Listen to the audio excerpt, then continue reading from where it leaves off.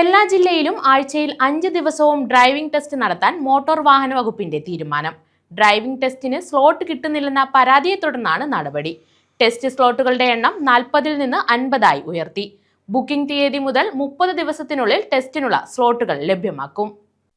Driving ടെസ്റ്റിന് slot കിട്ടുന്നില്ലെന്നും test വൈകുന്നുവെന്നുമുള്ള പരാതി വ്യാപകമായതിനെ തുടർന്ന് എല്ലാ ജില്ലയിലും ആഴ്ചയിൽ 5 ദിവസവും ഡ്രൈവിംഗ് ടെസ്റ്റ് നടത്താൻ മോട്ടോർ വാഹന വകുപ്പ് തീരുമാനിച്ചു. നിലവിൽ 3 മുതൽ 5 വരെ ദിവസങ്ങളിലാണ് ടെസ്റ്റ് നടക്കുന്നത്. ടെസ്റ്റ് സ്ലോട്ടുകളുടെ എണ്ണം 40-ൽ നിന്ന് 50 ഉയർത്തി. 28 പുതിയ അപേക്ഷകർക്കും റീടെസ്റ്റിന് ഹാജരാകുന്ന 20 പേർക്കും വിദേശത്ത് തൊഴിലിനോ പഠനത്തിനോ പോകുന്ന 2 പേർക്കുമാണ് ഒരു ദിവസം ടെസ്റ്റിന് അവസരം ലഭിക്കുക.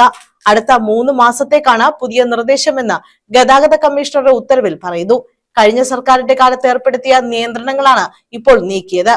ബുക്കിംഗ് തീയതി മുതൽ 30 ദിവസത്തിനുള്ളിൽ ടെസ്റ്റിനുള്ള സ്ലോട്ടുകൾ ലഭ്യമാക്കും.